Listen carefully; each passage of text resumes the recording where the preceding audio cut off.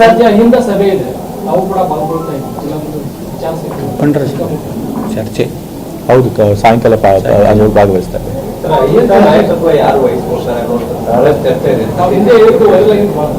ತಂದೆಯವರು ಈಗಲೂ ಇದ್ದಾರೆ.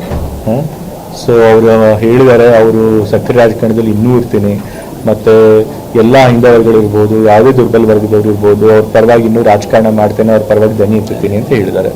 ಮತ್ತು ಭವಿಷ್ಯದಲ್ಲೂ ಕೂಡ ಅಹಿಂದ ಒಂದು ಏನು ಚಳುವಳಿದೆ ಅದು ಮುಂದುವರಿಬೇಕು. ನಾ ಹಿಂದೆ ಹೇಳಿದೆ, ಸತೀಶ್ ಜಾರಕಿಹೊಳಿ ಅವರು ಕೂಡ ಅದ್ರ ಬಗ್ಗೆ ನಾಯಕತ್ವ ತೆಗೆದುಕೊಳ್ಳಿ ಅಂತ. ಸೊ ಹಾಗಾಗಿ ಯಾವುದೇ ನಾಯಕರು ಇರ್ಬೋದು, ಬಹಳಷ್ಟು ಜನ ಇಂದ ಚಳುವಳಿಗೆ ನಂಬಿಕೆ ಇಟ್ಕೊಂಡಿರುವಂಥ ನಾಯಕರು ನಮ್ಮ ಪಕ್ಷದಲ್ಲಿದ್ದಾರೆ. ಸೊ ಯಾವುದೇ ನಾಯಕರು ಈ ವರ್ಗಗಳ ಒಂದು ಹಿತಾಸಕ್ತಿಯನ್ನು ಕಾಪಾಡೋಕ್ಕೆ ಮುಂದೆ ಬಂದರೆ, ಅದ್ರ ಪರವಾಗಿ ಕೆಲಸ ಮಾಡಿದ್ರೆ, ಅವ್ರ ಪರವಾಗಿ ಧ್ವನಿ ಎತ್ತಿದ್ರೆ ಸಹಜವಾಗಿ ಅವರೇ ನಾಯಕರಾಗ್ತಾರೆ. ಈಗಾಗಲೇ ಬಹಳಷ್ಟು ಬಾರಿ ಇದ್ರ ಬಗ್ಗೆ ಆನ್ಸರ್ ಮಾಡಿದ್ದೀನಿ. ನನಗೆ ಗೊತ್ತಿರೋ ರೀತಿ ಅದೇ ರೀತಿ ಯಾವುದೇ ವೈಮನಸ್ಯ ಇಲ್ಲ, ಎಲ್ಲರೂ ಕೂಡ ಒಗ್ಗಟ್ಟಾಗಿ.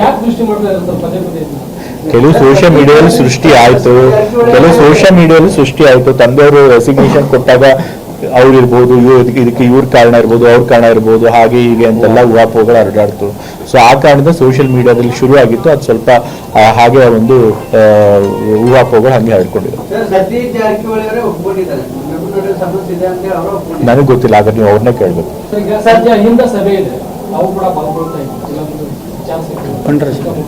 ಚರ್ಚೆ ಹೌದು, ಸಾಯಂಕಾಲ ಭಾಗವಹಿಸ್ತಾರೆ.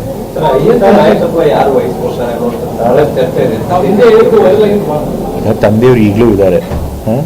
ಸೊ ಅವರು ಹೇಳಿದ್ದಾರೆ, ಅವರು ಸಕ್ರಿಯ ರಾಜಕಾರಣದಲ್ಲಿ ಇನ್ನೂ ಇರ್ತೀನಿ, ಮತ್ತು ಎಲ್ಲ ಹಿಂದವರ್ಗಳಿರ್ಬೋದು, ಯಾವುದೇ ದುರ್ಬಲ ವರ್ಗದವ್ರು ಇರ್ಬೋದು, ಅವ್ರ ಪರವಾಗಿ ಇನ್ನೂ ರಾಜಕಾರಣ ಮಾಡ್ತೇನೆ, ಅವ್ರ ಪರವಾಗಿ ಧ್ವನಿ ಎತ್ತುತ್ತೀನಿ ಅಂತ ಹೇಳಿದ್ದಾರೆ. ಮತ್ತು ಭವಿಷ್ಯದಲ್ಲೂ ಕೂಡ ಅಹಿಂದ ಒಂದು ಏನು ಚಳುವಳಿದೆ ಅದು ಮುಂದುವರಿಬೇಕು.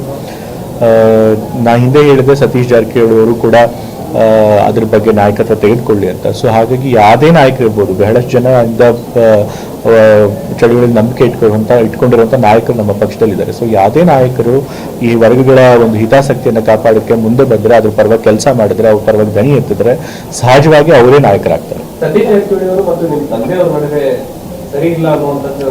ಈಗಾಗಲೇ ಬಹಳಷ್ಟು ಬಾರಿ ಇದ್ರ ಬಗ್ಗೆ ಆನ್ಸರ್ ಮಾಡಿದ್ದೀನಿ. ನನಗೆ ಗೊತ್ತಿರೋ ರೀತಿ ಅದೇ ರೀತಿ ಯಾವುದೇ ವೈಮನಸ್ಯ ಇಲ್ಲ, ಎಲ್ಲರೂ ಕೂಡ ಒಗ್ಗಟ್ಟಾಗಿ. ಕೆಲವು ಸೋಷಿಯಲ್ ಮೀಡಿಯಾದಲ್ಲಿ ಸೃಷ್ಟಿ ಆಯಿತು. ತಂದೆಯವರು ರೆಸಿಗ್ನೇಷನ್ ಕೊಟ್ಟಾಗ ಅವ್ರಿರ್ಬೋದು, ಇದಕ್ಕೆ ಇವ್ರ ಕಾರಣ ಇರ್ಬೋದು, ಅವ್ರ ಕಾರಣ ಇರ್ಬೋದು, ಹಾಗೆ ಹೀಗೆ ಅಂತೆಲ್ಲ ಊಹಾಪೋಹಗಳು ಹರಡಾಡ್ತು. ಸೊ ಆ ಕಾರಣದಿಂದ ಸೋಷಿಯಲ್ ಮೀಡಿಯಾದಲ್ಲಿ ಶುರು ಆಗಿತ್ತು, ಅದು ಸ್ವಲ್ಪ ಹಾಗೆ ಒಂದು ಊಹಾಪೋಹಗಳು ಹಂಗೆ ಹರಡ್ಕೊಂಡಿದೆ.